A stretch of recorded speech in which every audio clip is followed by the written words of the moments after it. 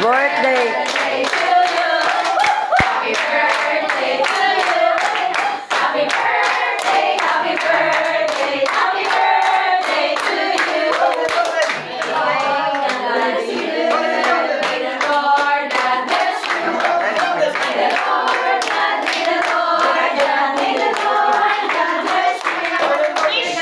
Good health na always. Good health. Especially good health sa kuwang mama. Alam ka, John Nisa na yung mama. Yeah!